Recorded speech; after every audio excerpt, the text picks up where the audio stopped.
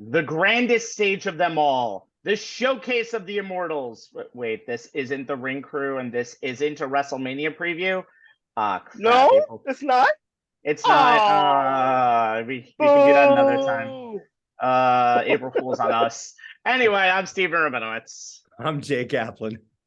I'm Anthony Strait, fresh off coming back from getting a nice tan from a rainy Los Angeles, California, FYI.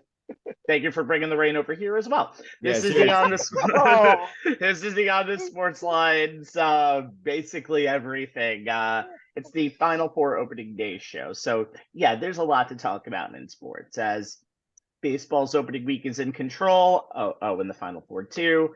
Mets, Yankees, MLB, a rest of college basketball season to come, and we'll talk about the GOAT, Caitlin Clark, all on today's episode. But let's talk about all that will get the fans off their feet. So, Anthony, crowd is here as big-time opening day crowds are about to blow, especially for the Mets and Yankees as they start the 2013 show. Baseball's curtain has risen up. We're home. Whoa! Yep, we start, as always, by majority decision with the New York Yankees. You know what? It's kind of funny that we're going to the what is considered the baseball kingdom in the Bronx. Yes. The house that Jeter built. That's right. Yes. Yeah. By the way, we'll have more wrestling references today to piss Jay off as we continue on here. Anyway, we start as always by majority decision with the New York Yankees. 27-time world champions for 14 seasons running now, and now it's time for another chance at number 28. This week's first series versus the Giants. Let me tell you, I was at opening day, and as with Giants fans, they're actually really nice. And we were joking about something. I think we were arguing about the 49ers, and I said to myself, why am I now arguing at opening day with a San Francisco Giants fan? I love this new balanced schedule, but it's so weird to say I'm going to opening day San Francisco Giants. Just saying. As always, we want answers from spring training in Florida, and then we get a whole new set of questions after it's done, and boy, do we have some. So let's set the table for the next 6 to 7 months of our Yankees' lives with 3 burning questions for the Yankee season. Jay, start us off. Yeah, Rabbi, the historical imp thing, if you want to look at it through that prism, is Yankees opening up against the Giants, who, had their last opening day in the city of New York in 1956, their next to last season as the New York Baseball Giants. How about that? When it was actually not in the Winter League, wasn't a thing. That's right. It was this week. And how weird is it that, like, if contract negotiations had gone the wrong way, Aaron Judge would have been on the wrong side of the baselines in player introductions on Thursday. The person that I'm looking at is Anthony Volpe. And on Thursday, the 21-year-old became the youngest Yankee starting shortstop since Hall of Famer Derek Jeter in 1995 at age 20. And he's only the second homegrown shortstop since Jeter. Since Jeter retired in 2014, the other being Gleyber Torres. That's right. Y'all will remember Torres started as a shortstop. Last season, Yankee shortstops combined for a 1.8 WAR, according to Fangraphs, and that ranked them 24th in the league. So when Volpe, ranked as MLB's number 8 overall prospect by The Athletic's Keith Law, showcased his all-around skill set this spring, Yankees pivoted from their usual developmental track. And here's Aaron Boone's quote on that. I think when we take a step back and evaluate, he really checked every box that we could have had for him. He absolutely kicked the door in and earned this opportunity. Volpe won the position battle with Isaiah Kiner-Falefa, who will now come off the bench as utility player, and Oswald Peraza, who was optioned to AAA by slashing 302, 413, 623. That's a 1035 OPS, along with 10 of his 16 hits going for extra bases, including 3 home runs, as well as going 5 for 5 in stolen bases. So while he's so far lived up to the hype, this is the potential the organization saw and why they passed on the last 2 free agent shortstop classes. There is a negative to keep an eye on, though, and that's his team leading 15 strikeouts this spring.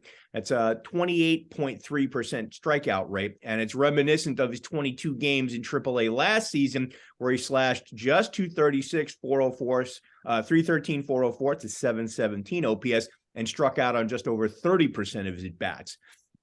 30th overall pick in the 2019 draft, went 0 for 2 in his with a first plate appearance walk, followed by a stolen base, something Captain Aaron Judge hope he does at least 49 more times, which, considering he stole 50 bases across AA and AAA last season, not out of the realm of probability if he hits well enough to be the everyday shortstop all season long. He also had a ground out and a strikeout. Flashed the leather as well, charging into field Thairo Estrada's 3-hopper in the 4th and gun him out at first, and he started a really nice double play on Wilmer Flores' 6th-inning grounder. Per Law's scouting report, at the plate, Volpe projects as a high doubles hitter with 20 homer potential and high stolen base threat due less to his speed and more to his instincts for both reading pitchers and reading situations. In the field, he's got great hands and he gets himself into the right position to make plays more than most shortstop. But here's the part of that report that really stands out, and this is Law's quote. I caught a lot of Volpe last year, and he was playing a different game than his teammates. We talk about how the game speeds up for some as they move up the ladder. Volpe plays like the game is too slow, and he's waiting for it to catch up. I don't know for a fact that the Yankees have sat out the free agent shortstop market because they think Volpe's a star, but I think Volpe's a star, so I can hardly blame them. Here's the other thing that the organization really likes about Volpe, who grew up in Manhattan and New Jersey as a Yankees fan, is that he understands what it means to be a Yankee. And you guys have heard me talk a lot about that. He understands the history and the traditions that go with wearing the pinstripes, from pointing to the bleacher creatures in the first inning roll call and tapping the NY on his jersey to reaching out to sort of retired. He still hasn't made it 100% official. Yankee outfielder Brett Gardner to ask permission to wear his number 11 jersey, which had been held out of circulation by the clubhouse team since he stopped playing. He's endeared himself to the veterans in the clubhouse, especially Judge, because of things like that and how he goes about his business. The comparisons to Jeter will be unavoidable, unwarranted as of right now, so y'all need to slow your roll a little bit. But if Volpe's makeup is any indication, he'll be a good fit in the clubhouse. He just needs to keep showcasing the skill set we saw this spring. If he can do that, then maybe those Jeter comparisons will eventually become warranted, and the future will be as bright as everyone at the house that Jeter built hopes it will be. Number 9 hitter on this team too, by the way. So it's weird because early in the season you can make mistakes, but again, you're also doing it in one of the biggest markets out there for baseball. So that's going to be a little bit tougher. Well, and I'm very curious to see what happens. There's going to be a grace period though. The fans love him. Yeah. And it's very rare for a guy who could easily have started the year, even for just a month in the minor leagues to keep team control, to be brought up to the main roster, so quickly. So there's potential, and it does show that the Yankees want him to get the experience right out of the gate and see something in him. And but we'll see how that goes in terms of development. And Rabbi, batting ninth in the order is actually kind of perfect for him in two fronts. One, no pressure on him being the number 9 guy in the lineup. You know, there's not a lot. You don't have to worry about the expectation of saying batting leadoff. But here's the other thing. Volpe's ability to, and this is also something that both players and scouts like about him, he understands the strike zone. He doesn't, I mean, granted, his strikeout rate is a little up there higher than you'd like so far in his minor league career, but he understands the strike zone. He does not chase. He takes pitches, even those that are borderline. You saw that opening day with Webb, who normally has good control for the Giants.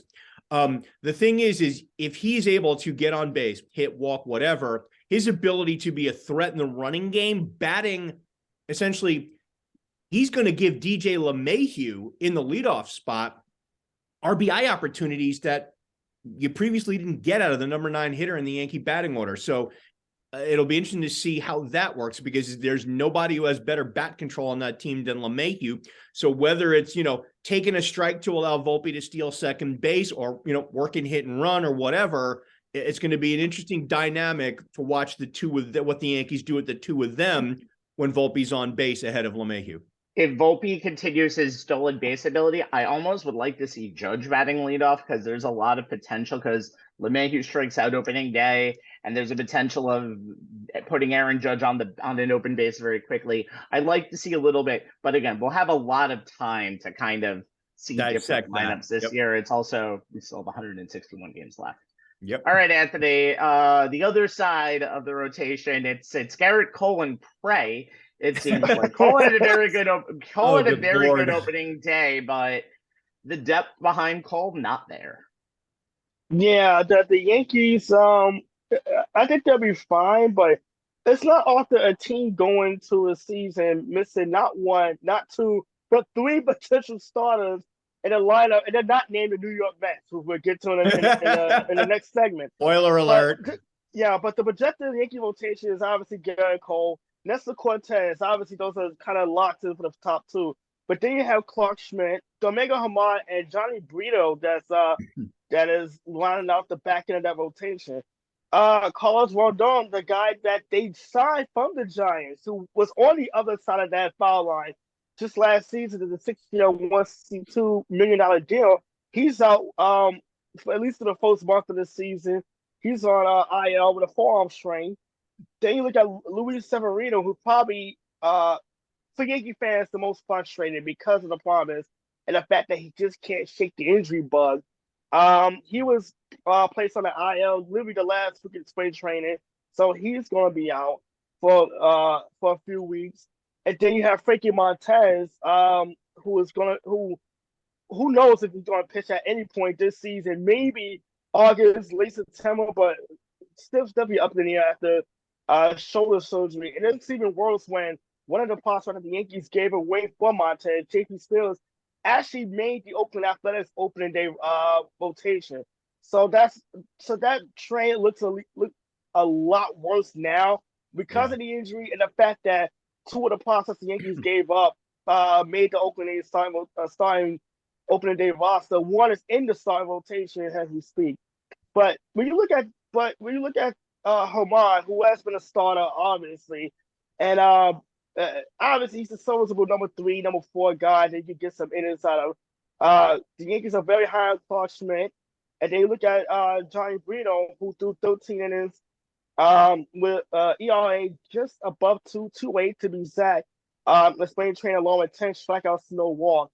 So I think when you couple that with the Yankees lineup for the first month and a half of the season, I think they'll be fine. I think the lack of rotation depth would have been a bigger problem later in the season. With the stretch run, the fact that they would play more games and spend a certain amount of days. And on top of that, going into the postseason. But for the first month and a half, I do think the Yankees rotation can at least trend lightly, or trend water for that matter. Trend water. Because I think the key thing is that when Aaron Boone, he loves to lean on his bullpen a lot anyway. So I don't expect the starters to pick outside of Cole, maybe Cortez on a good day, to go more than 6 innings if needed. But that means the bullpen's going to have to step it up also to get those extra outs in the event that one of these back 3 rotation guys can't get out, so run into a bad inning. So that's going to be the lack of that may hurt the Yankees. But other than that, I don't think it's a big cause for concern. I think if Garrett Cole pitches the way he pitched on Thursday on opening day, the way that on all his starts, giving quality starts. Cortez is a good pitcher, obviously, coming off an all-star season.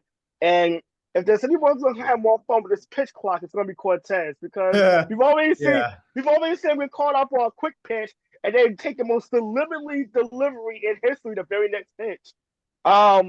So the Yankees, I think, will be fine, but because they know they're going to get Rodon and Severino back at some point, either between late April or maybe mid-May. So they know the cavalry's on the way. I just think that the back end of the rotation just has to hold up enough, give them enough quality starts, because the Yankees lineup, they can score runs. So run support should not be a problem. It's just going to be a matter of, can they avoid letting games get out of reach early on and give the Yankees Aaron Boone in particular quality starts, so that give them an opportunity to win the games and even rely on that bullpen. You didn't see a lot in starting today, I believe, for the Yankees. Yes, if that game goes on. If that game happens, here in the Bronx. Yeah, I would say this though. If you're not you can't base it on what happened on opening day, just because of the fact that Garrett Cole, by the way, really enjoyed the pitch clock in that game. After walking the first player on 4 balls, he had probably one of his most efficient outings in his probably Yankee career, just getting 11 strikeouts in 6 innings. That's one thing that the pitch clock has really helped out. because it's going to allow bullpen players to kind of not tire themselves out more. So we'll see how this season. Why he didn't have Billy Crystal taking his time on throwing out the someone? Nope, that's what happens when you have Mo bringing out the first pitch. I did mention a bunch of Billy Crystal jokes on Thursday to people. I appreciate it. Okay, let's talk about the bullpen. The bullpen is actually probably the strength of this team right now, despite the injuries in the beginning of the season. Lee Tribune and Tommy Canley are on the IL for the moment, but still probably one of the best strengths in baseball. They just traded for a guy from Tampa Bay. Aaron Boone had said that they were going to do a move because they kind of needed to do a move. So they traded for a guy in Tampa Bay on the off day on Friday. So Hill's, I don't remember his name. I'll have to look that up. Hill start the season bullpen. But you have so many options that Anthony said it perfectly. In the beginning of the game, game, you can have 5 innings and you can just bring it over to Michael King, or you can bring it up to almost anybody in that rotation. So Michael King being healthy is going to be big. Clay Holmes is going to have most of the save opportunities to start the season, but they also always will prescribe to the fact that if there's a strong right-hander up, Clay Holmes will come in. You'll have Wandy Peralta, Jonathan Loaizaga, who I think Loaizaga did pitch opening day. He did. And Ron Marinaccio is also had a very good rookie campaign. Good to have him back. Very loved in the crowd. That's going to be a huge key for this team, because this is the way you pick up wins in April and May. You get some good starts, but your bullpen is going to be doing a majority of the work while the weather is cold and while you see teams for the first and second time this year. And I think that's what I'm looking for the Yankees. That's a position that can be refilled quickly, and the Yankees have done a really good job with that. Didn't help in sometimes in the playoffs last year, especially in the Guardian series, the games in Cleveland. But if this team is close in the late innings, they can do some damage. And not postseason experienced, but they can get you to a lot of wins during the season. It's one of the reasons why I think the Yankees are the favorites in the AL East again. We'll see. It's going to be a very interesting season for the Yankees. Didn't think there was a lot that you could really have learned from opening day, just because of the fact that this team does start strong a lot. And by the way, the bullpen name is Colton Brewer, who they got from the Rays. But you're going to see a lot of interesting quirks with the Yankees, because there's not a lot of holes. The holes are noticeable though, and I'm very interested to see how the Josh Donaldsons of the world, how IKF and Aaron Hicks kind of last in this lineup, because they're not going anywhere. And I don't think we have a Joey Gallo situation coming in the No, and that'll be very interesting to see. No, and Rabbi, you and I both know that the outfield situation is what it is only until Harrison Bader comes back, because when he comes back, he's in center field every day. That's just the way it's absolutely. Bader also very loved after his postseason last year. Oh yeah, I mean, I'm looking for he also adds a left-handed bat, which they need. He covers plenty of ground in center field, and here's another guy who, with the change in the rules, might be able to give the Yankees some disruption on the base paths, both first to third, second home, as well as stealing bases. So it's another element I'm looking forward to seeing when he's back. All right, guys, I guess the Mets are next. I guess we have to talk about them. The first year of NL Manager of the Year, Buck Showalter, was pretty fruitful. Only the team's fourth 100-win regular season in franchise history, and he learned a lot about the internet, apparently, in year one. Unfortunately, it led to a wild card series loss to the Padres after the Braves overtook the Mets for first in September. That was in the NL East late in the season. Anthony has flashbacks. We're not going to mention that anymore. There's no better phrase for Mets fans than the reset button, which is what we'll do right here. Anthony, talk to me about a storyline as we head into the dog days of April. Well, to start spring training, there was talks of a 6-man rotation, possibly to save some of the older arms, particularly Max Scherzer and the newly signed Justin Verlander. And also you throw in Jose Quintana. One problem, Quintana's hurt, so he's starting the injury on the season IR. And literally on opening day, Justin Verlander was placed on the IR, so he's gonna miss a couple of starts as well. So the six-man rotation concept, the ideal was really based on the Mets schedule. When you look at the early on, they starting April 25th, they played 26 games in 27 days. Then on August 1st, they'll play 22 games in 23 days. And on September 8th, which is late in the season, and this is key because some of the Mets meltdowns in that wild card series against San Diego was due to maybe an exhaustive starting rotation, particularly we saw in game one, Matt Socha getting knocked around early and knocked out in that game against the Padres. New York, the Mets played 17 consecutive games. So that's going to be the longest stretch of the season. Well, the six-man rotation was also including David Peterson and Tyler McGill, but with Verlander and Quintana now out of the rotation because of injury, those two step in as the number 2 and 3 guys respectively. So it does throw the whole idea up in the air.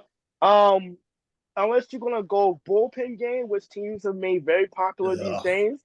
Yeah, the dreaded bullpen game. But also you have but then you have Joey Yashevsky and Elsa Hernandez, who have pitched in the bigs, obviously has backup options for the Mets. But the thing is, though, you look at the Mets starting rotation, it's an old roster outside of Kodai Singer, who's 31. You have guys who are 34 and older. I mean, Soch is 39, Verlander is 40, Carrasco's 35, and Quintana's 34. So that is a very old rotation, and part of the idea of a six-man rotation was to save some of these arms. But when your 6 and 7 option is now in the starting rotation, it kind of throws things in a bit of a flux. David Peterson pitched well actually in his first start against Miami. Didn't get much offense, but allowed just 1 run over 5 innings, and got some great defense behind him to get us a couple of jams that could have made that game a lot worse. But the Mets are trying to really copy the format of the Houston Nationals last year. Which Justin Verlander was part of. Regular starters only took the ball maybe 25 times on regular rest, but that did save their arms later on in the season. Obviously, they did win the World Series, so there is a formula for it. But the last team, believe it or not, to get 100 innings from 4 different starters, 34 or older in a regular season, the 2006 Mets. And we remember what happened to that rotation going into the postseason when John Maine had to start. John Maine had to start game one. John Maine and Alva Perez found themselves from the minors to literally starting in playoff games. That's how bad it got for the Mets rotation. But they have I understand the concept of going to a 6-man rotation, but athletes, particularly starting pitchers, are creatures of habit. They probably don't like the idea of having to sit around an extra day or two, having to maybe get in an extra bullpen session. They like to stay creatures of habit. So I can understand the Mets theory because of the schedule and playing so many games in a set amount of games, but I think they maybe have to tread a little careful about maybe throwing some of the regular guys who are healthy out of rotations. Like we've seen guys like not pitch well on extra rest. It's just the whole sitting around and just getting thrown out of routine. Right. So it should be interesting to see with the injuries now how the Mets pursue this, because it was a great idea at the beginning of spring training, but now who knows? Yeah, but remember, every team, especially in this day and age, is going to have injuries in the rotation, so you have to make adjustments. So if a pitcher doesn't like being outside of their comfort zone, that's a you problem. If you especially have like 6 to 7 days of rest, that's a you problem, because you can't do that. There's always adjustments that are made to the modern day, and that's fine, Rabbi. But here's the thing: there's a reason that it's being given more than the normal contemplation you would think it should. And that has a lot to do with Senga. The way he's pitched in his career in Japan is part of that. They pitch closer to having to a 6-man style of rotation in terms of days off. He basically pitched once a week in his career in Japan. That's they also different. played less games, so he pitched less innings. So to try and ramp him up and essentially, I never said ramp him up. I'm talking more about the ramping down situation. Well, you have to. It's a fine line the Mets are going to have to walk. Yeah, until everybody's healthy. That's true. But again, I'm talking more about ramping down because I've seen a lot of pitchers that are like, I don't like 2 extra days of rest. And unfortunately, especially in this era where you're trying your hardest and you're never really, once you're on that field, you're on that field 110 to 115%. This isn't the NBA. I think that you're going to have to deal with the fact that you're not going to always get 4 days between starts. You're more likely going to get 5 or 6 days between starts more than you're going to get 2 to 3 days between starts. That's not as much of a thing anymore, even in playoffs. Just saying. All right, Jay, go ahead and what you think your Mets storyline is. It also has to do with the pitching. Yeah, it does. I mean, and obviously it's the closer situation, with Diaz out for the year. I mean, of all the injuries the Mets could have suffered before the season even got underway, I think the one to Edwin Diaz hurts the most. The Mets re-signed him to a 5-year, $102 million contract that came with a $12 million signing bonus, full no trade clause, and a team option for a 6th year, which could take the total value of this deal to upwards of $122 million. It's the richest contract ever given to a reliever. And then he goes and tears the patella tendon in his right knee while celebrating at the World Baseball Classic on March 15th. And in all likelihood, he's out for the season, as the general timeline for recovery from this type of surgery is usually about 8 months. So where does that leave the Mets? While insurance is going to cover Diaz's salary for the time he misses in 2023 because of the injury, but according to industry sources, Diaz will still count the same $18.64 million against New York's luxury tax payroll. Somehow I don't think Steve Cohen really cares. But someone still has to handle the 9th inning, right? Luckily for the denizens of Citi Field, they have a couple of excellent in-house options.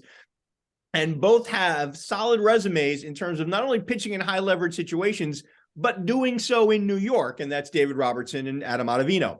Robertson last year, 62 2/3, 2.40 ERA, 20 saves, strikeout rate of 30.7, 11.5 Ks per 9, walk rate of 13.3, 4.9 walks per 9. I was a big fan of Robertson's signing back in December, and that signing obviously became more critical once Diaz went down. And while Buck Showalter hasn't officially named him the replacement closer, Robertson figures to get the majority of the save opportunities out of the gate. He's uniquely qualified to step into the role, having compiled more than 150 career saves, including more than 50 of them in New York during his stints with the Yankees. No one in the Mets bullpen has the amount of 9th inning experience that Robertson does. The other thing, in my opinion, that gives Robertson the edge is that he's platoon neutral or even reverse split as a right-hander. That means you don't have to worry too much about late game matchups with him. He can handle the likes of Ronald Acuna Jr. and he can handle the likes of Matt Olson, in theory. Proof of which is that lefties only managed a 550 OPS against him last season. The big concern with Robertson, and it's a big concern, is that walk rate. 13.3 overall, as I said, but it jumped to 16.2 after he joined the Phillies at the trade deadline. In the past 5 years, only Aroldis Chapman, Brad Boxberger, and Tanner Scott have recorded 20 or more saves with a walk rate that was as high as Robertson's in 2022. That being said, even if he keeps his walk rate manageable, say closer to his overall career rate of 10%, I don't expect he'll be even remotely close to as good as Diaz was in 2022, but chances are that even Diaz wasn't going to be that good, as repeating a season where you post a 131 ERA, 32 saves, a 0.839 WHIP, a 50.2 strikeout rate, 17.1 per 9, and a 7.7 walk rate, 2.6 per 9, was always going to be unlikely. Robertson is more likely to follow in the spike steps of a long line of Mets closers who often made it a little more interesting than you'd like before notching the save. My fellow St. John's alum, John Franco, comes to mind. Anthony could probably come up with a couple of others, but even that might just be good enough. Obviously, the other option is Adam Ottavino, 65 2/3 last year, 2.06 ERA, 3 saves, 30.6 K rate, 10.8 per 9, 6.2 walk rate, 2.2 per 9. And straight up, he had a hell of a year for the Mets in 2022 as Diaz is setup man and the alternate closer, 3 for 3 in those save opportunities. and dominant, and he had a more dominant overall year than Robertson.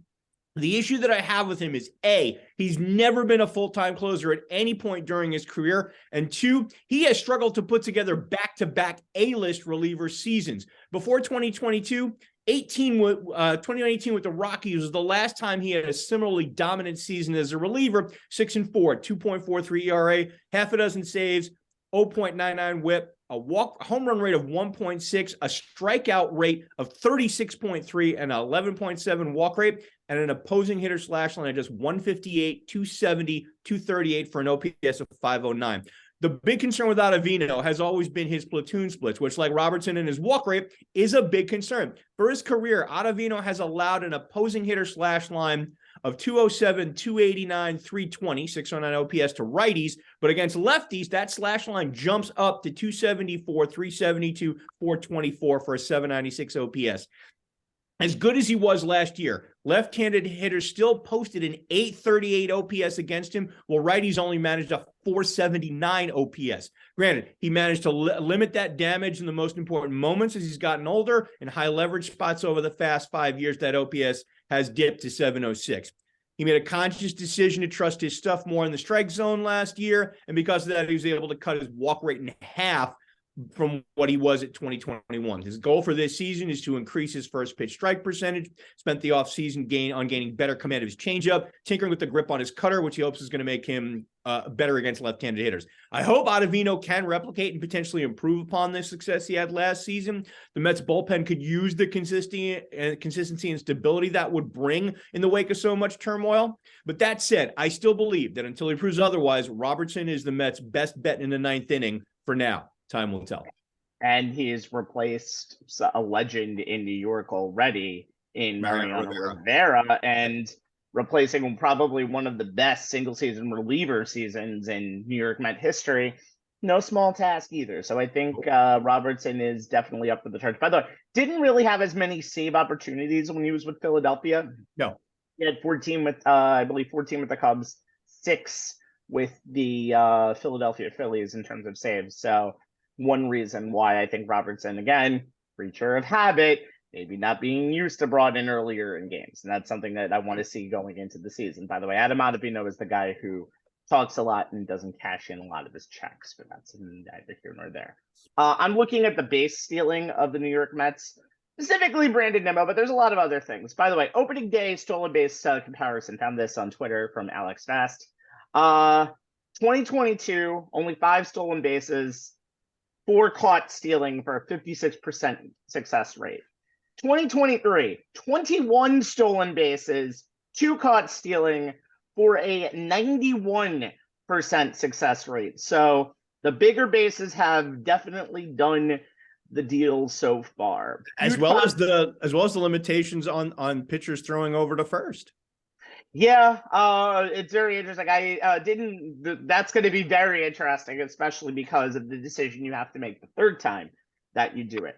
We're never going to see a Jacoby Ellsbury 70 base stolen season or a Jose Reyes 78 base stolen season like we did in the 2000s. Really? You don't think so? We're not to that level yet. I think we're going to see collectively, though, this year that the New York Mets are going to be able to, where they lack sometimes in base-to-base hitting, they're going to be able to make up for that on the base paths. I think opening day, they hit a couple of sacrifice flies, and they've had a couple of first-to-third situations with Brandon Nimmo and, of all people, Daniel Vogelback. Have you seen the stolen base commercial? Yeah. Yes. Apparently, it's priceless. He's gotten the motivation. He's gotten the motivation. I think Sterling Marte and Francisco Lindor are also 2 names to watch out for on the base paths this year, and they could manufacture more runs for a Mets team that, especially once the calendar turned to August and September, we're kind of looking for runs anywhere that you could possibly get them.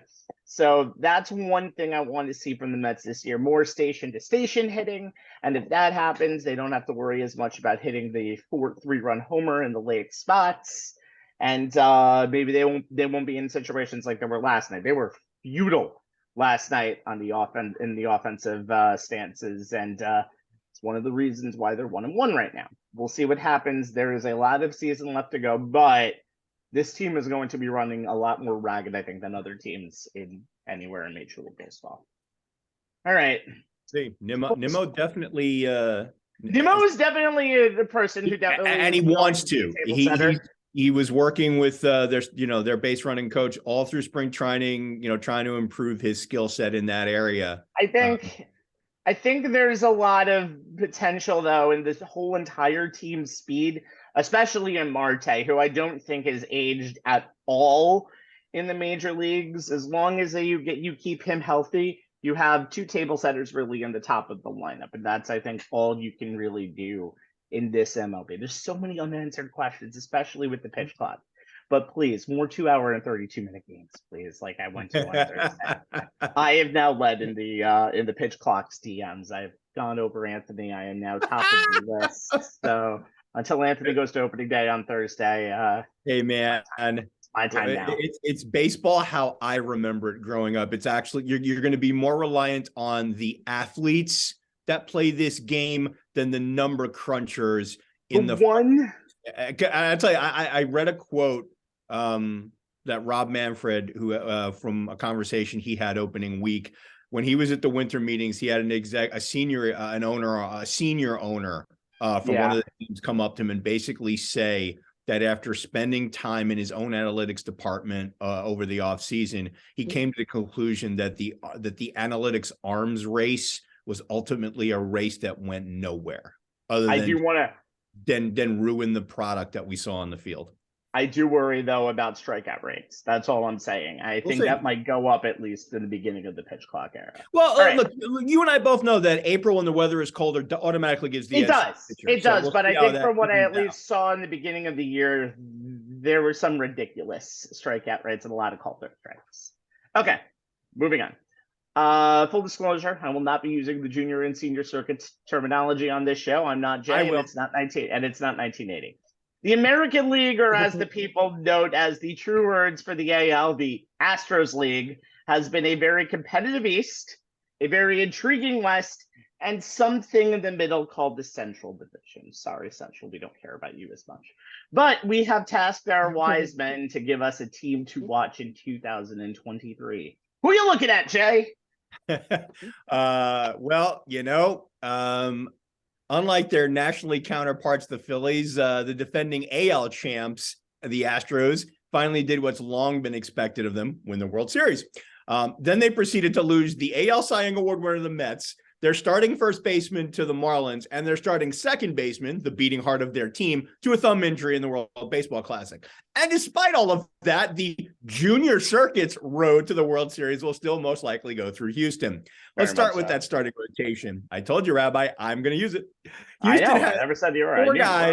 Four guys, 11 or more wins, not named Justin Verlander. Framber Valdez led that quartet, finishing fifth in the AL Cy Young voting off his 17-6 record and 2.82 ERA. He led the AL in innings at 201 and a third, held opposing batters to a 223, 296, 305 slash line and a 601 OPS. His 23.5 K rate was the second highest of his career, his 8.1 walk rate, the second lowest. And he started 2023 with 5 shutout innings in the Astros opening day loss to the White Sox, though he did not factor in the decision. After him comes Christian Javier, who's getting a lot of buzz this spring.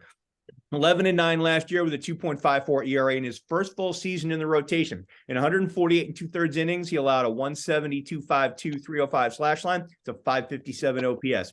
K rate of 33.2, that's 11.7 per 9. A walk rate of 8.9, that's 3.1 per 9. He was also the front man for a pair of no-hitters, including one in the World Series.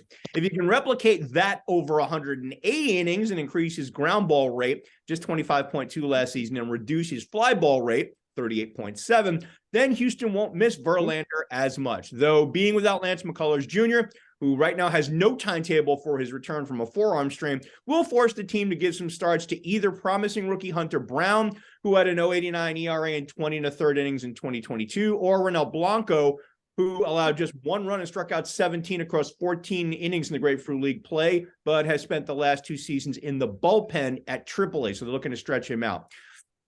The Astros signed Jose Abreu to replace Yuri Gurriel at first base, and that should be an improvement, as Abreu is usually good for 30 homers and 100 RBI. He's hit those marks in the same season 5 times, and his career 162 game average is almost on the nose there, 31 and 110. Playing half his games at Minute Maid Park with that short wall in left field, along with the protection he'll have batting in this lineup, he may even be able to top his career high of 36 home runs set way back in his rookie season of 2014. Two of the guys in that lineup that bear watching are Yordan Alvarez and Kyle Tucker. Alvarez is the obvious one. If not for Aaron Judge's historic season, Alvarez might have added an AL MVP, finished third in the voting, to his Rookie of the Year award from 2019. 306, 406, 613 slash line, 37 homers, 97 RBI, 95 runs scored, and a 1019 OPS, along with a trio of titanic postseason blasts that made him a national name. He's off to he hit another one to start this season off on the right foot. Tucker piques my interest because of how the change in rules may impact the numbers he can put up. Now, that may sound strange when you're talking about a guy who hit 30 home runs, drove in 107, and stole 25 bases, but his slash line was just 257, 330, 378. That's an OPS of only 808. Tucker was shifted on, sorry, that's a 478 slugging percentage. Typo by me. Tucker was shifted on 90.9% of his plate appearances last season. So more than a decent amount of his pulled ground balls and line drives that were out last year could easily be singles and doubles this season. The bigger bases and limits on pickoff throws could lead to more steals for Tucker, who was 25 of 29 last season. It's not garnering any comparisons to Ricky Henderson. Can he put up a 30-30 or 35-35 season? It'll be interesting to see, and they'll need that potentially improved production while they play out Jose Altuve's time on the injury list, as he's expected to miss 2 months. Though even without Altuve, that lineup boasts 4 guys who posted a weighted runs creative plus of 129 or better last season in Alvarez, Tucker, Abreu, and third baseman Alex Bregman.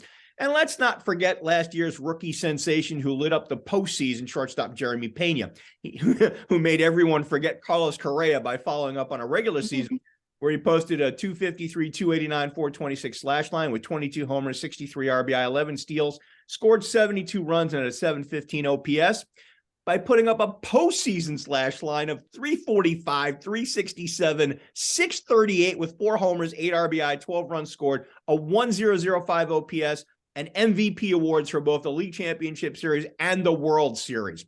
Add to that a bullpen that returns its 3 best high-leverage relievers and closer Ryan Presley, 298, 33 saves, 35.7 strikeout rate, 7.1 walk rate. Rafael Montero, 237 ERA, 14 saves, 27% K rate, 8.5 walk rate. And Brian Abreu, 194 ERA, 2 saves, 35.5 strikeout rate, 10.5 walk rate. And you can see why Dusty Baker's crew has more than a better chance of repeating. All right, moving on to Anthony. Anthony, did the Blue Jays put up a wild card banner like the Rays did for their 0 wild card wins in 2022? 2023 is a lot better for them this year, though, I have a feeling. Oh, God, I hope not. I mean, I know they did renovations to the Rogers Center during the offseason, but I hope that's not one of them. The Blue Jays are coming off a 92-win season. They get to the wild card and got swept 2-0 to the Mariners, including blowing a insurmountable 8-3 lead in the 8th inning of game number 2 in the Rogers Center. But despite all that, they still look like a strong team in the American League East. Anytime you talk about Taval, you got to start talking about Vladimir Guerrero Jr. He's pretty much the linchpin of that lineup. Going into his age 24 season, 2021 was a fluke for him. He did hit 48 home runs, but 32 home runs and a slash line of 274, 339, 480 was pretty damn good in itself. His defense still a little on the shaky side at first base, but obviously you're not taking that bat out of the lineup. Then you look at the rest of the lineup. Now, George Springer moves over from center field to right field because in the offseason, Teoscar Hernandez and Lourdes Gurriel Jr. Both departed the city up north. So so Springer moving what over other to right city field. up north is there? Thanks, MLB. Yeah, but with Springer moving over and changing position, they're hoping that'll help as far as him staying on the field health-wise, and clearly Springer's still one of the best leadoff guys in baseball. They also bringing back Alejandro Kirk, their all-star catcher.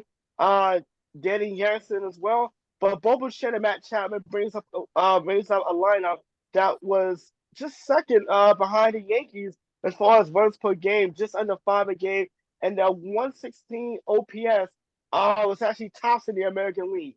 The starting rotation might be a little bit of a question mark after you get after the top two guys in the rotation. But Malak and Kevin Gausman, being Gausman. Guzman, 1 and 2 respectively. They signed Chris Bassett from the Mets in the offseason to be the number 3 guy, but he's going into his 34th season, and Bassett did pitch a lot of innings. He was really the one consistent starter for the Mets, but he also pitched a lot of games, a lot of innings last year. So that 157 to be exact, in the first time in his career that he pitched that many innings, so that may be a bit of a concern. In the bullpen, Jordan Romano is going to be the closer as well. So when you look at the Blue Jays, if they can replicate the offensive talent, the firepower that they had last season, I think they're in great shape. I don't think they overtake the Yankees as far as being the beast of the American League East, but I can see them getting back to the wild card and perhaps maybe winning a game this time around. But when you have an offense that can score runs, you always have a fighting chance. And in the American League, in particular in the Rogers Center, with the renovations, which actually going to make the ballpark feel a little smaller, Toronto should be once again atop the league as far as runs per game and OPS. Yeah, I think the Blue Jays should be right on the top of the list of World Series contenders that are not named the Astros, honestly, because it's a very wide open field after the Astros. Maybe the Rangers can make a run. They have a new manager in Bruce Bochy, who is a winner a lot of places that he goes. He hasn't pitched, he hadn't managed until past the pandemic. He last managed in 2019, had his first manager win since then on Thursday, where they blew a huge blowed game by Jacob deGrom. Wasn't really happy about it. Only went 3 2/3, 5 runs, 6 hits, but they came back and won the game 11-7 because the Rangers can mash, my friends. They have Marcus Semien and Adolis Garcia, who could easily go 30-30 this year. They were 25-25 last year, so maybe 40-40. That's a possibility, but 30-30 and 30-35 and 35-35 can be reached. Corey Seager had a pretty bad year, batting average and on-base percentage, but still hit over 20 home runs. So Seager has also been on fire, had a 15-game hitting streak this year in the spring training. And then Josh Jung is a Rangers top prospect. He's finally healthy, and he was selected in the 2019 draft 8th overall. Had a bad year, not really a great slash line of 314, 347. Had a pretty good slash line, 314, 347, 682. And his defensive abilities are a lot better. So there's a lot of good things to go. The pitching rotation is very experienced too, but only one of the pitchers in that rotation last year didn't get injured. You got deGrom, you got Nathan Eovaldi, you got John Gray, Andrew Heaney, all spent time on the IL last year. The only person that didn't is Martin Perez. They have a little bit of depth. Who knows? The Texas Rangers haven't had a winning season in God knows how long. And in a division that the Mariners are still young, so they're still going to struggle a little bit to kind of reach the platoon that they had last year. The Angels are the Angels. I don't know what they're doing half of the time. And the A's are basically a minor league team right now. I'm very curious to see which team steps up to the Astros. And honestly, why not the team in the same state with an older, experienced manager? Not just Dusty Baker anymore, who leads the old managers in Texas. It's Bruce Bochy. Hey, Rabbi, I just looked it up for you. The last time the Rangers had a winning record was 2016. They went 95-67 and got swept in the ALDS. I don't know what their ceiling is going to be, but I know that it's not going to be a low floor. I do expect an over 500 season. Well, it's good. It'll if they can manage that, it's going to make the AL West a lot more interesting than it's been last year. I got to tell you, the way the Mariners came on at the end of last season, you kind of got to like what they might be brewing up in the Pacific Northwest, especially with the J-Rod show leading the way. They do, and they also are hosting the All-Star game this year, so that should be a fun thing for Julio Rodriguez. All right, the senior circuit. God damn it! The National League has a very competitive East and an intriguing West, and again, a central division in the middle. Last year, the team who qualified last for the postseason in this league, the Phillies, was the last team standing. So, Anthony, who's standing in 2023? Yeah, it would just like it would be like you guys to give me the Atlanta Braves, right? As a Mets fan, and I have to We talk torture about the you. team We're that, sorry. that Hey, overcame nobody on this panel's going to know them better than you, my friend. Yeah, Nobody but wants to know them better than you. That's fair. yeah, but here's the thing. What would be the biggest shocker for the Braves? Catching the Mets and still winning 101 games, or the fact that it went out the window almost immediately when the Phillies knocked them out of the division series. I mean, I don't know what was the biggest stunner of the two, but the Atlanta Braves, they come back, they reloaded. They're the same team that they were just a year ago that won 101 games. Um, Orlando Arcia is the starting short. Really, the only question mark was that shortstop, but Arcia won the starting position, so that's pretty much all she wrote down. Obviously with Jansen Swanson moving on to the friendly confines of Chicago.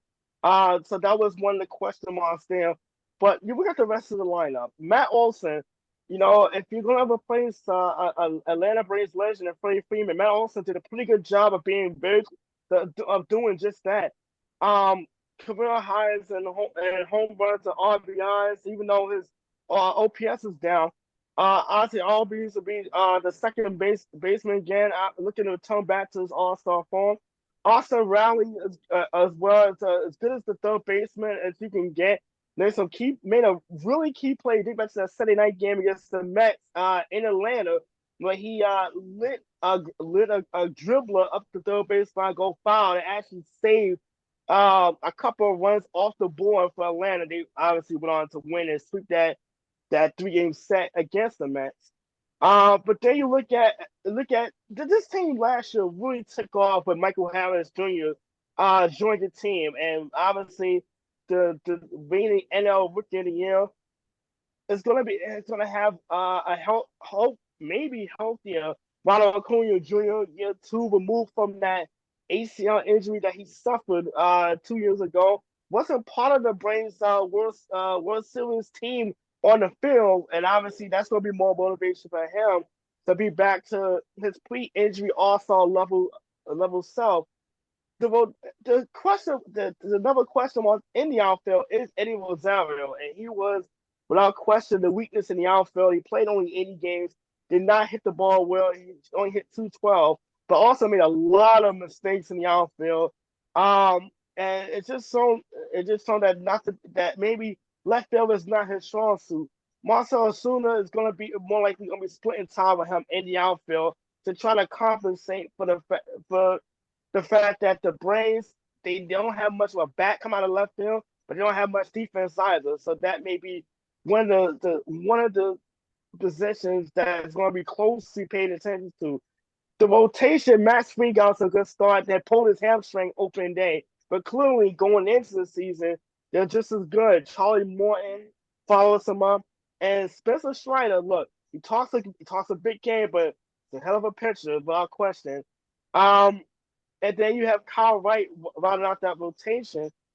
The Atlanta Braves, for what it's worth, they have done a great job of building on their young players and locking these guys up for long-term deals.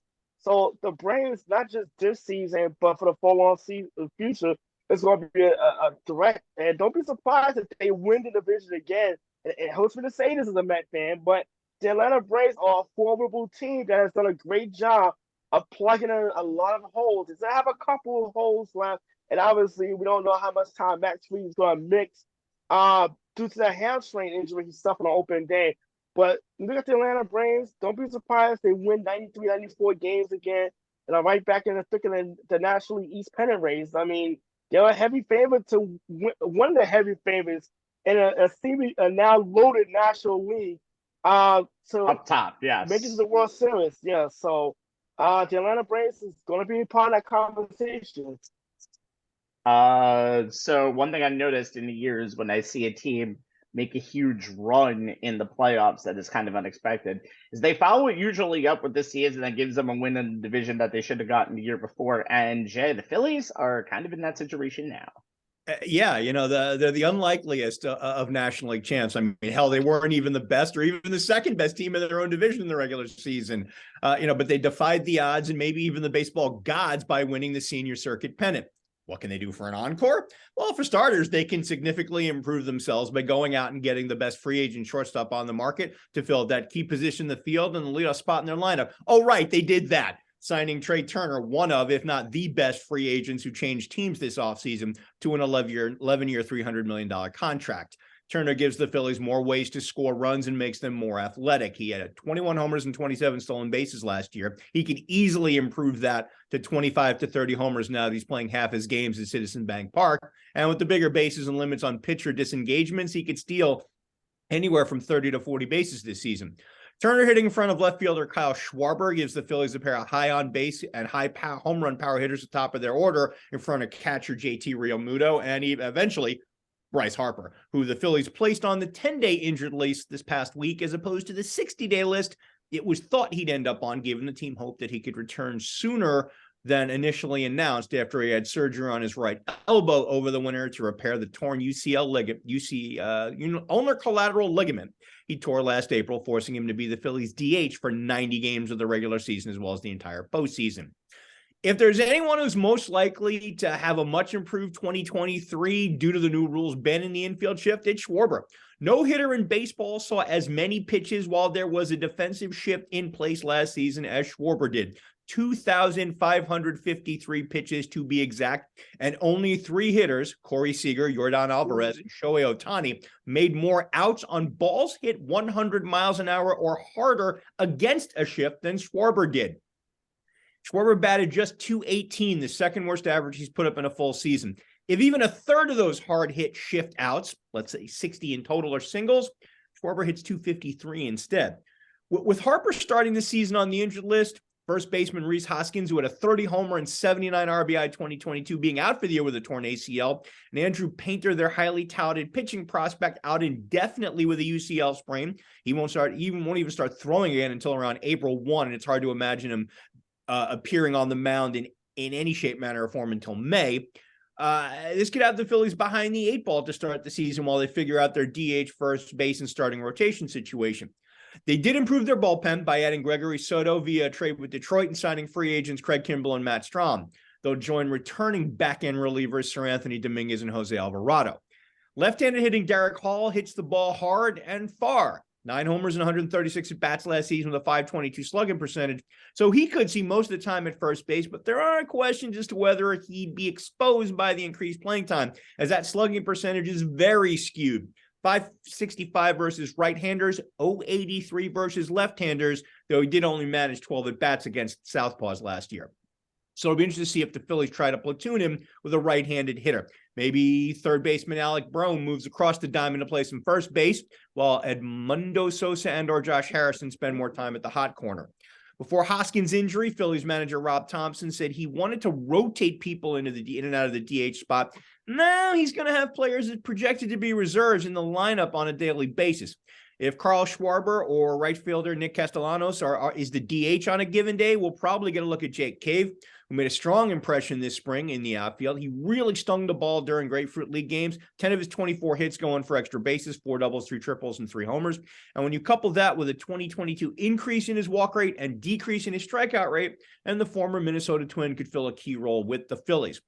And as it has been for a while now, the Phillies starting rotation hinges on the effectiveness of Aaron Nola, who finished 4th in the NL Cy Young voting last year after an 11-13 record, 3.25 ERA, a 0.961 WHIP, an NL best 1.3 walks per 9, and 10.8 strikeouts per 9. His 235 strikeouts were a career high. His 8.1 to 1 strikeout to walk ratio was also the NL's best.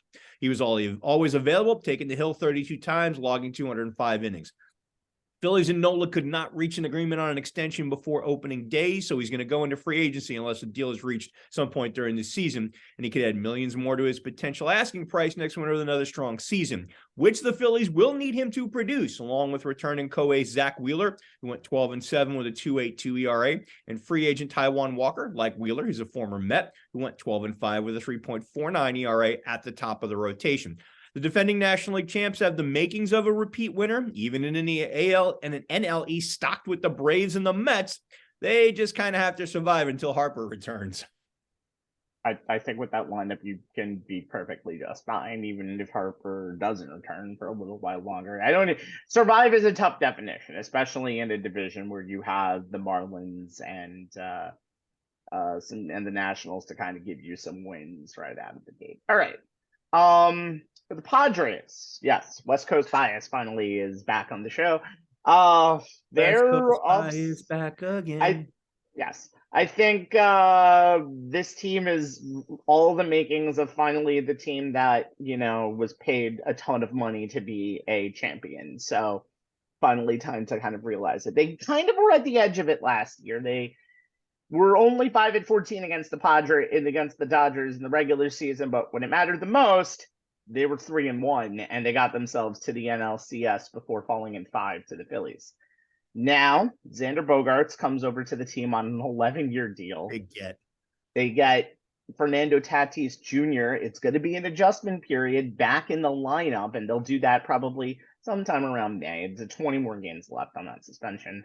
He'll be in right field is what they're looking, where he's projecting. They're giving him, yes. They're giving him a lot of reps though in that spot. So he's going to know the position at least a little bit. Obviously, game time is a big difference, but at least you'll know something about him in that position. Manny Machado is going to be with this team pretty much until the end of time. He's signed until 2033. And this team has the best hitting in baseball. It's not even known. And of course, you're going to get a whole year of Juan Soto, who didn't really live up to the contract in year half with the Padres. But this year, after his Cactus League and World Baseball Classic, I expect many, many big things out of Soto. Now, the rotation is something I'm kind of interested in. Blake Snell, Yu Darvish, and Joe Musgrove are all going to be here again through the future. They've all anchored the staff. Snell had a 2.19 ERA last season. But the back end of the rotation, they are going with the six-man rotation. It's going to be very interesting. And Met fans, you might know two of the names. Nick Martinez, Seth Lugo, who came in the offseason, and Michael Wacha. So it's very unproven, this six-man rotation, but the Padres have all of the tools to finally take the next step. And again, National League is very top-heavy. Fortunately for them, you're not playing your division as much at times. You can only lose 12 games to the Dodgers this year during the regular season, and then you're going to play everybody else in the AL. And I think with that balanced schedule, the San Diego Padres are going to overpower a lot of teams. Question is, can they do it in the postseason? And I think we'll see them again in the postseason. Will they do it, though? I'll get later when we make our predictions. That's what we call a tease. All right, moving on. Time for college basketball. And Jay, what's this been, this March been? I know we're in April now. Craziest tournament ever. I say it every year because it's true every year, just for a different reason every year. And this year is no different. This season, remember last year, we had Blue Bloods in the Final Four. We had UNC, we had Kansas, we had Villanova, we had Duke. Houston, you want Blue Bloods again? We have a problem. 3 first-time Final Four timers, the first time since 1970. And the fourth team, yeah, they're a Blue Blood name. UConn, if they win, they're going to have 5 championships in 25 years, and no team can claim the even 4. However, if you count their Final Four appearances, they still would have ranked 5th in last year's Final Four in appearances with those teams. So Florida Atlantic, San Diego State, Miami, and UConn, come on down. A few weeks ago, Florida Atlantic was a 31-win Conference USA winning team with no tourney wins and a beautiful campus in Boca Raton. Now, a few weeks later, Florida Atlantic is a 35-win Final Four team with 4 tourney wins and a beautiful campus in Boca Raton. One constant. They went through a hard regional at Madison Square Garden, winning against 4-seed Tennessee and 3-seed Kansas State to get here. By the way, here are the teams that have won the regionals in Madison Square Garden since they reinstated it back in 2014. UConn, a 7-seed, South Carolina, a 7-seed, and Florida Atlantic, a 9th seed. Craziest regional ever. They'll be taking, by the way, so they'll be taking on San Diego State.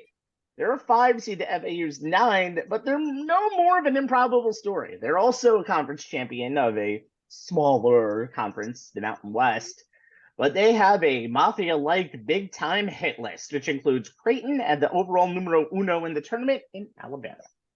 Guys, you're going to give me a key for each of the teams in the final 4 games. Jace, give me a key for the Aztecs as they look to get to their first Final Four ever. National championship game ever.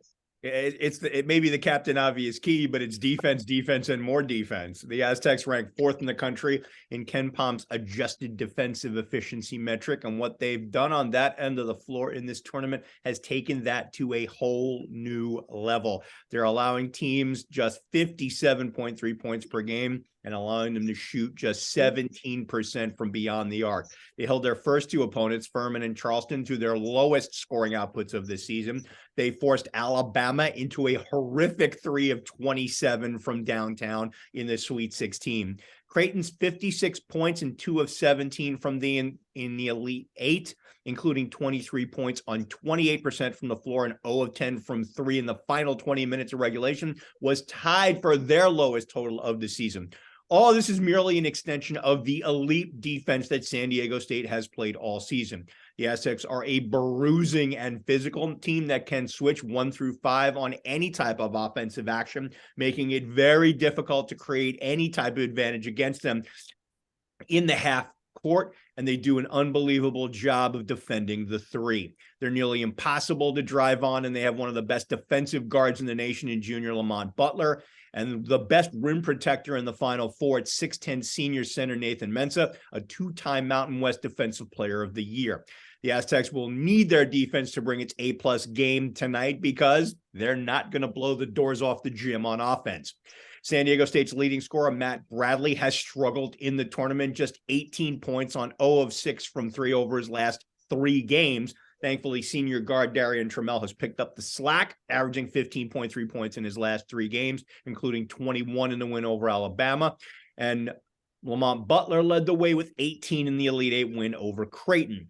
The Aztecs have done a better job of late getting Trammell the ball in critical situations, and he is a capable bucket getter, a skill set he hasn't had to use too much this season since coming over from Seattle, where he was an 18.7 point per game scorer over his 2 seasons there. But he's turning it back on at the right time, and he's always been confident in his ability to score the basketball. If he can continue to do that, and Bradley can reach back to last season and resurrect the guy who averaged 16.9 points per game and shot 40% from 3, then the Aztecs may just put up enough points to aid that lockdown defense and give the 4 rotation players, Mensah, Keshad Johnson, Adam Seiko, and Agwep Arop, or sorry if I'm stepping all over that one. You're fine. Left over from the 2019-2020 team that finished 30-2, ranked 6th in the country, was a likely number 1 seed, but was left wondering what could have been as the NCAA tournament was canceled by COVID. Hopefully they'll give these guys a chance to finish their mission from that year to play for a national title. Yeah, and the Mountain West has been terrible in the NCAA tournament, except for this run right here. The only wins that the Mountain West has had over the last 2 years. But very impressive run by San Diego State. Anthony, Florida Atlantic has a chance tonight to make some history, being the first ever seed 9 or lower to make the national title game. A lot of teams have fallen at this point. What will give Florida Atlantic the right to not do so? Well, one of the players I'm keeping my eye on is Darnell Davis. He's been he's been the Owls' leading scorer during the regular season, 13.9 points a game. It's gone up to 17 points a game. The goal is 7 rebounds and 3 assists and 1.5 steals per game during the NCAA tournament. You look back at what he's done so far. Billy Dickinson, he scored 25 points, 10 rebounds, 5 assists, and 5 steals. The first player in NCAA tournament history to tally that mark. Then he obviously led them to the upset with over Tennessee with a team high 15 points. Uh, and obviously against Memphis, he scored 12 points in that game. But one of the things is obviously San Diego being such a good defensive team, with his ability to not only drive and be aggressive, but he gets to the free throw line a lot too. He's an 86% free throw shooter. Obviously, can't be gone at the charity stripe, and he does get to the foul line, the highest rate on the team. They may need a free throw shooter because Florida Atlantic has struggled shooting from outside during the regular season, only 36%. During the tournament, it's dropped down to 32%. And obviously, with the move to now a football stadium and sight lines being a little different, yes, if you're a shooter, those sight lines that you're normally used to seeing in a indoor arena are being changed, and now with it's a 70,000 stadium, it does have an impact on shooting, believe it or not. I always talk about at the Barclays Center when you had those theater lights be a bit of an issue, and then switching over to a very lightly lit arena on the next game. It can throw you off a little bit. But Davis has been the kind of catalyst for Florida Atlantic's offense. And if they're going to pull, well, it wouldn't be much of an upset. The way days have gone, and so I don't think you can use the word upset anymore. But if Florida Atlantic's going to get to the national championship game, it's going to be on the shoulders of Davis. He's got to have another big game because San Diego State defensively they're so good, but offensively challenged. So that does give Florida an outside chance, and particularly if Davis can get to the foul line and give the Owls a bit of a free throw disparity as the game progresses. What type of game is this going to be? That's all I'm asking. This is a fight. game where if it's going to be a rock fight, if it's going to be a strap your helmet on first to 60 game, San Diego State is probably going to win that game just because of the fact that they have a lot more athletes than Florida Atlantic does. This is going to be a game where Florida Atlantic can make one or two runs and kind of like, I would actually say the FTU game would be a very good example of that because the Memphis game was a little weird in the first round, but the Fairleigh Dickinson game was a game where Florida Atlantic made every shot in the final 5 minutes of that game. And really the second half of the Tennessee game and really the end of the Kansas State game. Florida Atlantic is not a team that has gone very hot during a game, but their 5 to 10 minute stretches are huge. If they can get one or two of those 5 to 10 minute stretches, they're going to the national championship. But if San Diego State could basically play the exact same game they played against Creighton, who has better shooters than Florida Atlantic does, San Diego State is going to the championship game. And for whatever boom that you think offenses happen in the NBA, just watch college basketball because that boom has immediately been bust because there have been some ugly games shooting-wise in this tournament. And I have a feeling we're going to get, in the nicest possible way, I have a feeling we're going to get one of those games right here. I don't know if it's going to be the first game. I don't know if it's going to be the third game. Probably not the second, but it's also going to be one of those three. Yeah, I'm going to put Purdue at the top of that ugly shooting list. I mean, without question. But there been several others that this made you kind of turn your head. I don't put Purdue on the top of that ugly shooting list. I put Purdue somewhere in the ground after that game that they had. All right. Again, it defines logic in these tournaments. If you have a team tournament ever.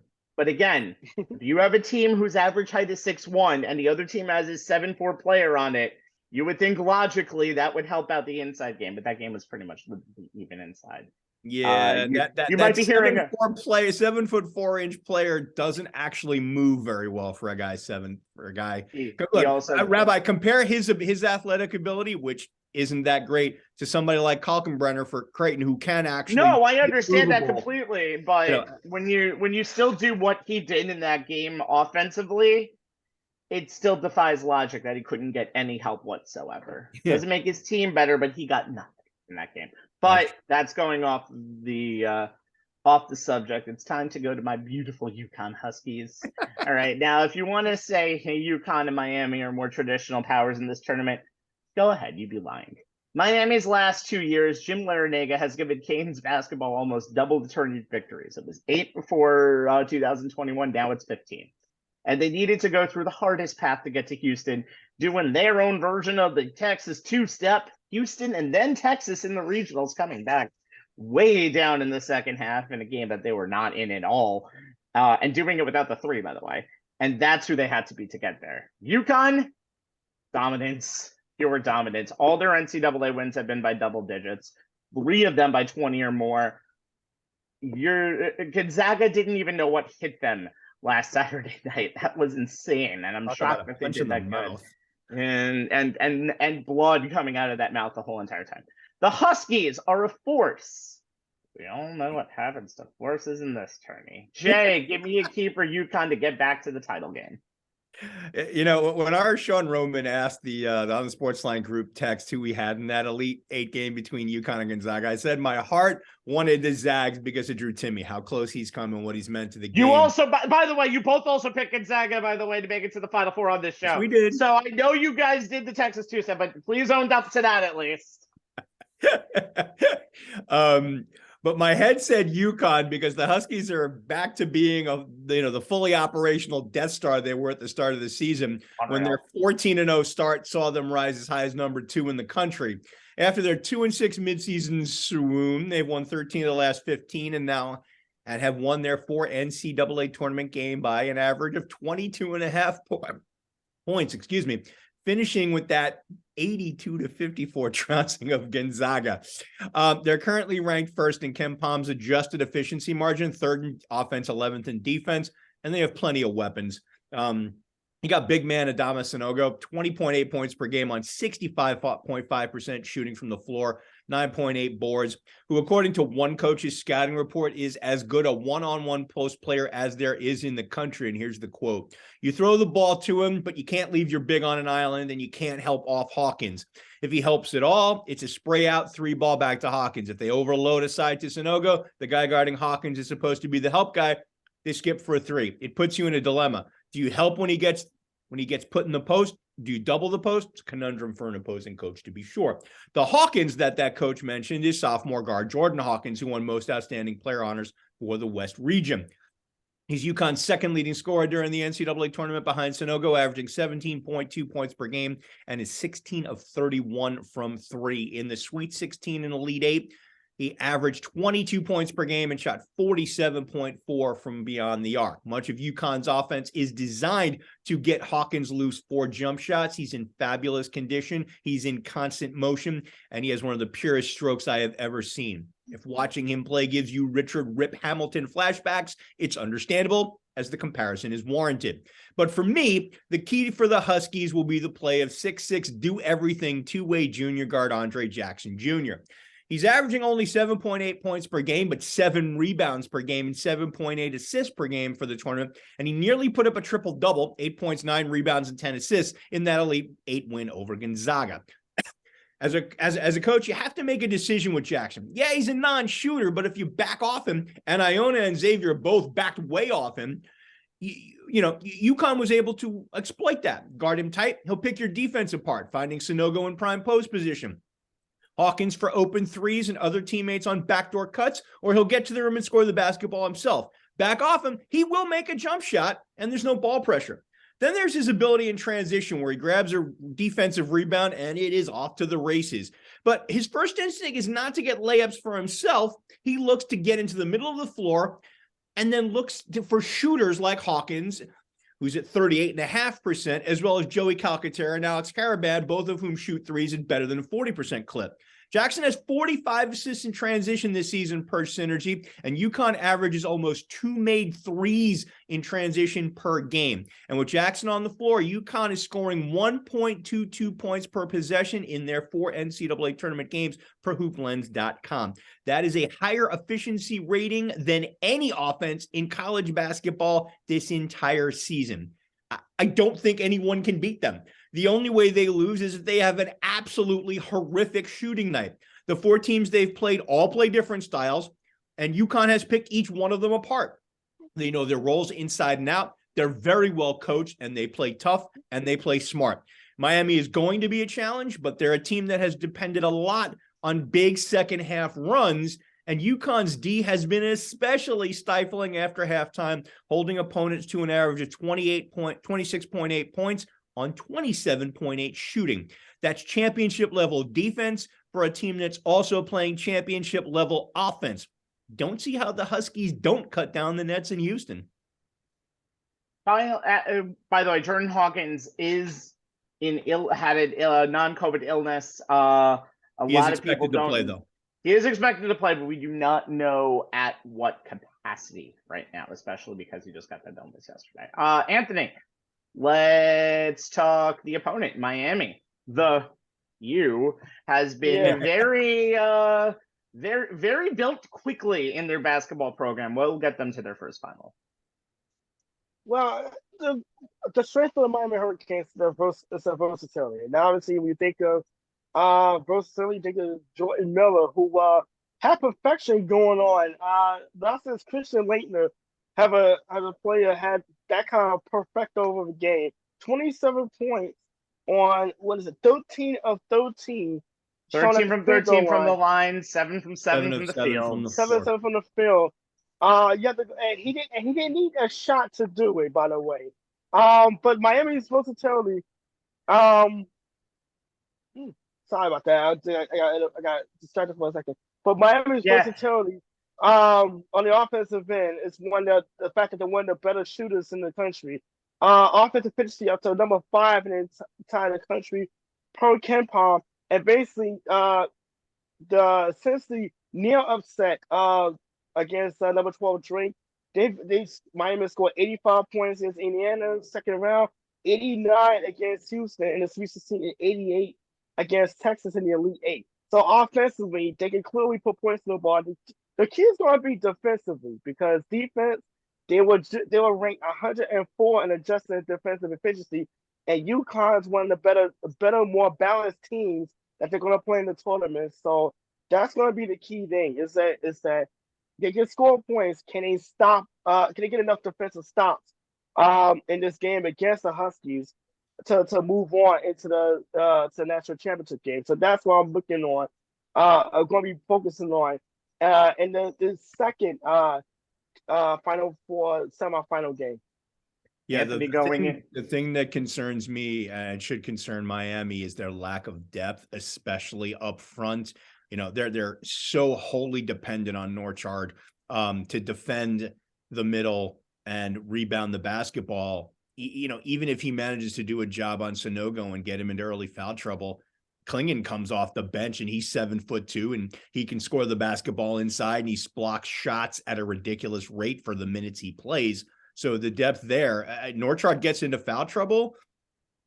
Miami's in a bit of a pickle. Anthony going into his index for the reference for that stat. Oh okay, God, these guys and their WrestleMania. You're getting a lot of those today. One thing that's their April Fool's joke on me today, folks. Oh yes. We're going into a lot of interesting coaching matchups in this weekend, and seeing Jim Larrañaga get back to the Final Four 16 years from his last team against George Mason is insane. Especially going up against the team he 17 beat. Is it 17 years? 17. Sorry, 2006. 2006. To the day. That's insane. To the day he got into the Final Four, getting them in Miami and George Mason for the first time. But seeing what Larrañaga has done with this program, and he struggled for so many years in between, for about 4 years between 2017 and pretty much when the pandemic happened, where they didn't make the tourney, that a lot of people thought that's easily fireable at a lot of other colleges. Not Miami, and Miami has, and really the help of the NIL generation has really helped this Miami team get to where they are now, as they can get recruits, they can get really solid college basketball players, and after the year when they got to the Elite Eight, they get to the Final Four, and I think they have a shot to beat UConn. But what Dan Hurley has done, reviving a program that hadn't been even won a game, even been to the Sweet 16 since 2014, even won a game in the tournament since 2014, has been amazing. And the fact that, again, UConn can win their first national championship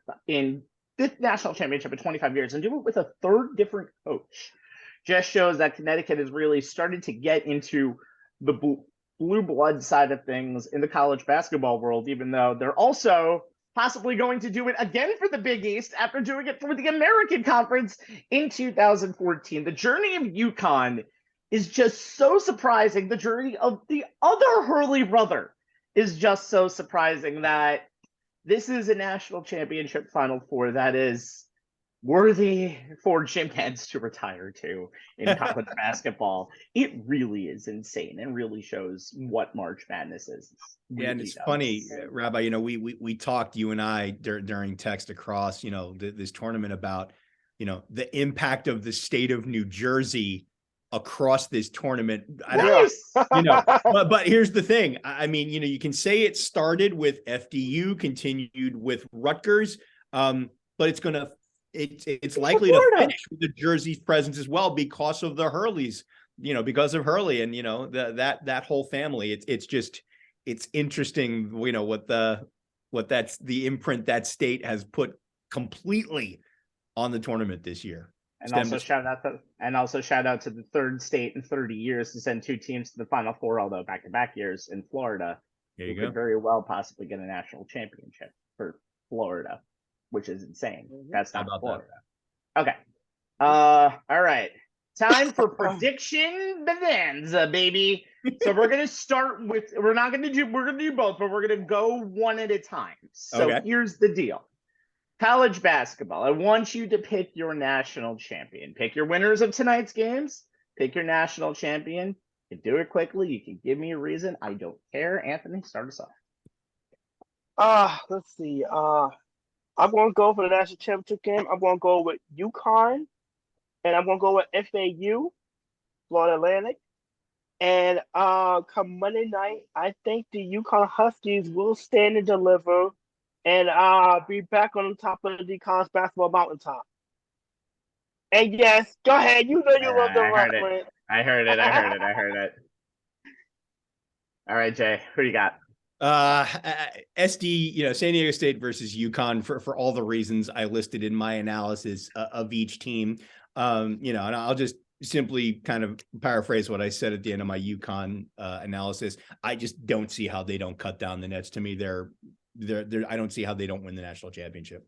Well, I picked UConn to win the West and no one else is left. So I think obviously I'm going to pick UConn to win the national championship. I'll have them go against Florida Atlantic, though, in the national championship game. I think the San Diego State game is just a game that is almost a coin flip. And for a team that really relies on defense, they're going to need some offense to do it. I remember watching them against Tennessee in the Sweet 16 matchup, and Florida Atlantic was held for a half. But once the second half happened and Tennessee really did not have that second gear. I know San Diego State does have that second gear, but it really just really did not help that second gear isn't there. Florida Atlantic has that second gear and San Diego State doesn't. But overall, UConn, if they play exactly, Dan Hurley said it perfectly.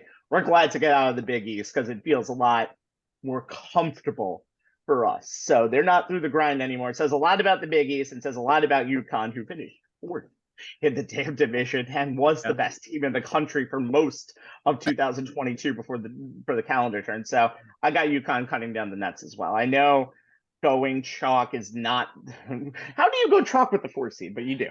But I think honestly it's easy when they're the most complete team of any of the four still standing. Is. I just can't think of any logical way but I do think they have a game with Miami tonight. I think if there's ever a line, I would go for Miami, but I do think UConn will win. All right, now for the tougher part. This is what we call the very big risk, little reward segment of the show. Time for picks that surely to go wrong. Who do you got coming out of the AL and who do you got coming out of the NL for the 2023 Fall Classic for the World Series in baseball? Anthony? Oh, you know what? I still think in the American League, the Astros and the Yankees are 1 and 2 respectively. They're the class in the American League. So, despite not having a Tuve for a couple of months, I'm still gonna go with the Astros. I just think that they just have too many days on that team that I can't go against the Astros. The National League, on the other hand, I had a hard time. I mean, I couldn't win anywhere because Okay. there's literally 5 teams that could literally come out of the National League. And we saw last year, no one thought the Phillies would be the last team standing, especially yours truly, who was at the game before they fired Joe Girardi and made that managerial change mid-season. But I'm going to. I was going to go with my Mets, but I don't. But look, I think that's jinxing them enough. I mean, this team is already going through enough bad luck karma that I don't need to add any more to them. But I like the Padres. I just think they're just a. I think they really have closed the gap on the Dodgers in the National League West. And they're going to have a full season of Juan Soto, which I think is going to be a big deal. They get Tatis Jr. back at some point. And this is a Padre team that did get hot late in the year. They did up and they upset the Mets in the wild card series with great hitting, but more importantly, timely pitching. So my teams are going to be the Astros out of the American League. I'm going with the San Diego Padres out of the National League. Interesting. Jay? In the American League, I agree with Anthony that I think the Astros and the Yankees are heads and shoulders above the rest of the American League. But for me, I still think, and I agree with Anthony did, even without having Altuve for the first 2 months of the season, and for all the other reasons I noted in my analysis, I still think the Astros, the road to the American League through the American League East goes through Houston. So I think it's the Astros. The National League, for all the reasons Anthony noted in his analysis, I'm taking the Braves. They on paper, they were the best team in the National League last year. They improved themselves. And I just think they have more weapons. And as much as it'll pain Anthony, I have the Braves to win it all.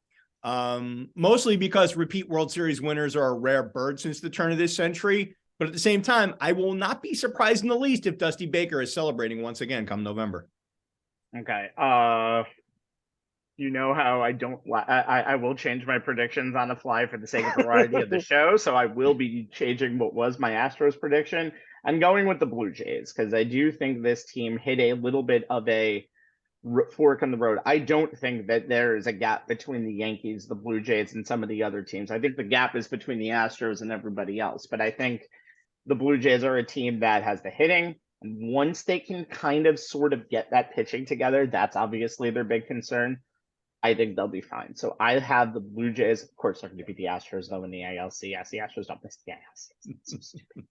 But I do think the Altuve injury is going to hurt them a little bit, and I don't think he's going to be back within 2 months. I think there's going to be a lot more to him this season. I would be surprised if we saw him too much this season. But I like the Blue Jays in the AL, and I'm going to go with Anthony and go Padres in the NL because I think that team finally might start to have some stability. Maybe they'll get a little piece at the trade deadline, but I don't think the Padres are going to be the team that we're going to see. I think they know what they have now, and they know they have a contender every single year.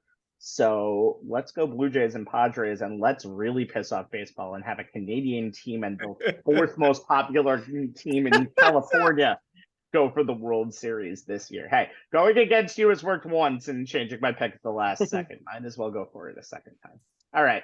Before we go tonight, we cannot fail to mention Iowa megastar who has a year of eligibility left, which is kind of insane. I've heard somebody say, and rightfully so, anybody who's not the New York Liberty or the Las Vegas Aces this season who are stacked, it's the 8-way battle for a tank for Caitlin Clark as the #1 pick of the 2024 WNBA draft. And going up against South Carolina last night, South Carolina, this whole entire season, had 9 teams who they didn't even let score 41 points. The team of Caitlin Clark Associates and Caitlin Clark Incorporated scored 41 points against South Carolina last night. After recording an amazing Elite Eight game, 41 points, the first ever woman to go back-to-back 40-point games in the tournament, and just some insane numbers. I believe it's 6 rebounds and 8 assists. I have to look back. I don't know why I didn't write that up, but I did get it. It was 41, 6, and 8. The Iowa Hawkeyes for the national championship game, where Iowa will take on LSU as soon as Kim Mulkey begins her next episode of The Real Housewives of the NCAA tournament.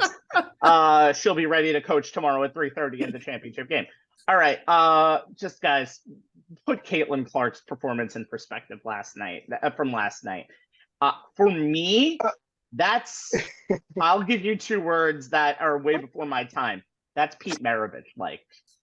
And I think the way you look at it, it's Pete Maravich like. I think what you saw last night was an insane. Yeah. You'll talk about the assists in a second.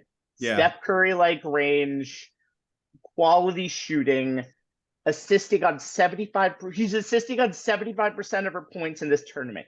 In her Elite Eight game against Louisville, she has scored or assisted on every single point in the first half. Last night, she scored or assisted on every single point in the fourth quarter. What Caitlin Clark has done, and by the way, that was a team that was out-rebounded on the offensive glass 25-5 yesterday.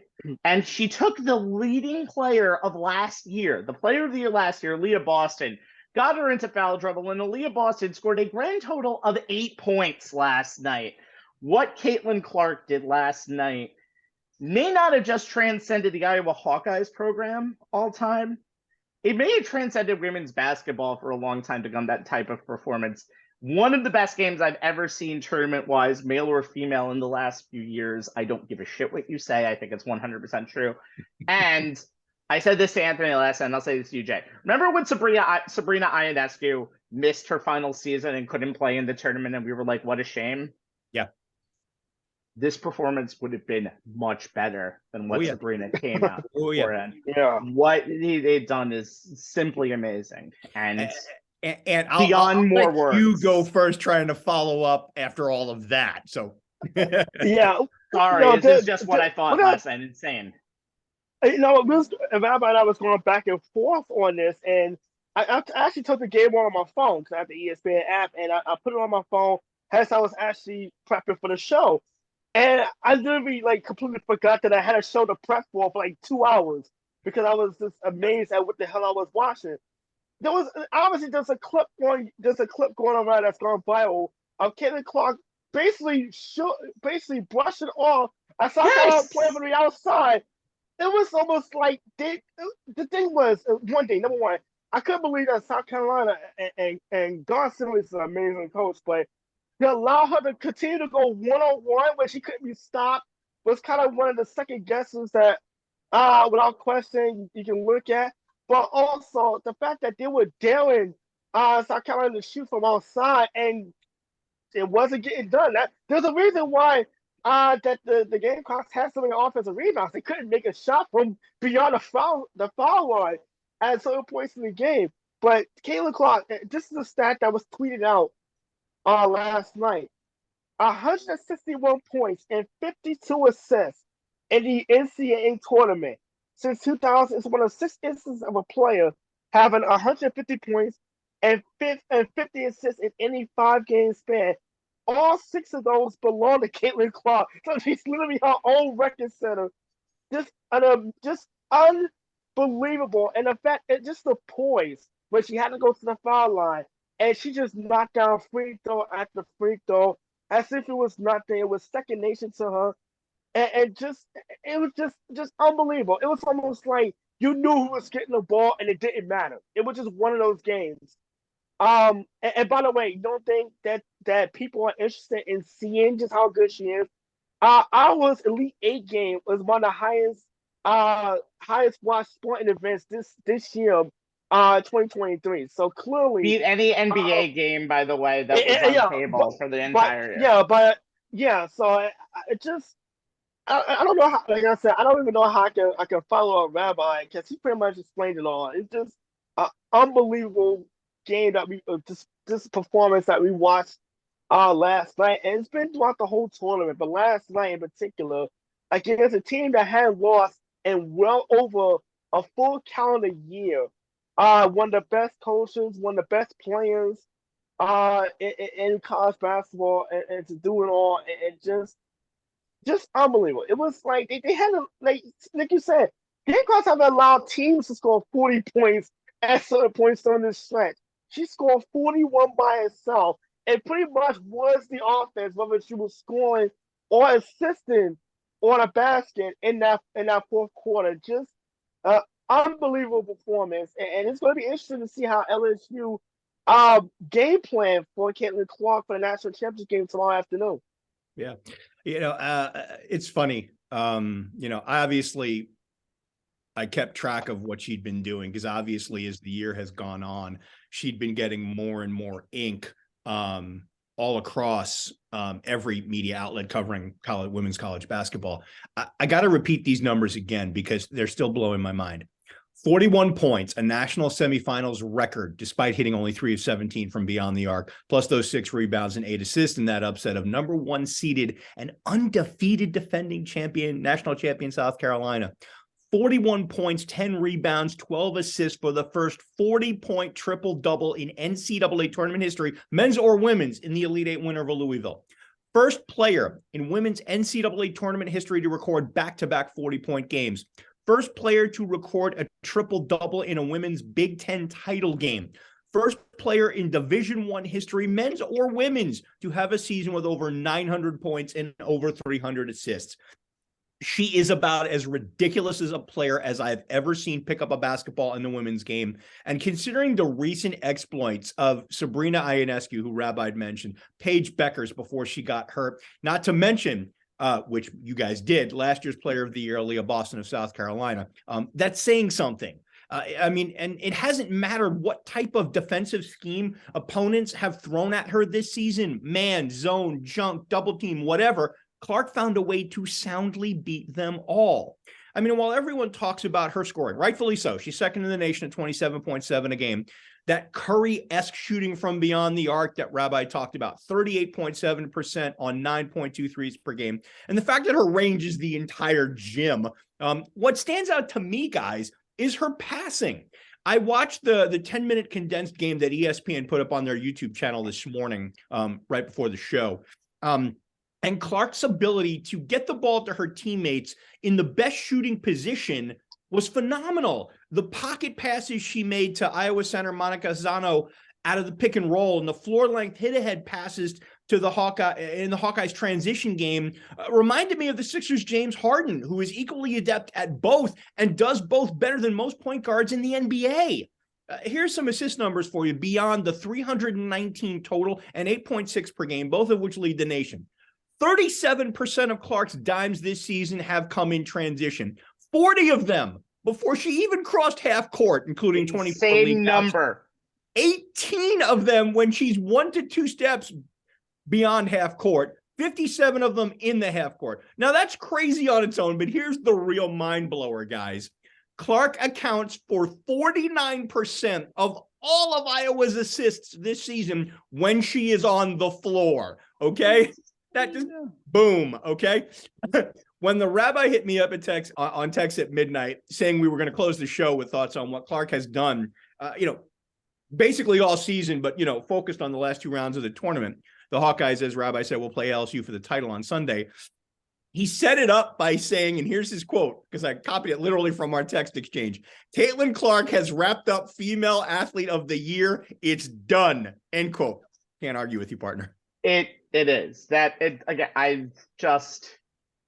This is a South Carolina team that was kind of getting ready to be the next dynasty in college basketball, and we found out that the dynasty is Caitlin Clark herself, which isn't that's a dynasty all to herself. Phenomenal. All right, guys, that does it for another edition of On the Sports Lines. We will be back eventually. We'll probably be back sometime next week, hopefully, to do another show. We'll talk about it. For Jay Kaplan and Anthony Strait, my name is Steve Rabinowitz. And by the way, me and Anthony both acknowledge Roman Reigns as our tribal chief, as usual. All right. YouTube.com/On the Sports Lines on demand. Facebook.com/On the Sports Lines will be live next time. And Jay? Our Twitter handle is ONTH Sports Lines, where you will find a link to this show, as well as some other interesting tidbits in the world of sports that we think you will enjoy and are worth your time to check out. Today being April Fool's Day, there is a link up there to a YouTube video detailing one of the most hilarious April Fool's Day pranks in NBA history with the Knicks and Walt Clyde Frazier. I shared it with these two gents prior to the show. You don't have to be a Knicks fan to enjoy it, but those who do root for the NBA's tenants of the world's most famous arena, you'll get a kick out of it on an entirely different level. It's worth a look. I have a feeling we'll be talking about the Knicks next year, by the way. By the way, you made me sad because I miss Johnny Hoops now after seeing that clip also in there. All right, guys, for On the Sports Lines, enjoy baseball, enjoy the Final Four, enjoy WrestleMania, enjoy the stupid Roy Jones Jr. fight during Jorge Masvidal's Game Bread 4. Whatever you want, enjoy it this weekend on this April Happy Fool's April Day. Fool's Day, everybody. Have a good one, guys. Good afternoon, everyone.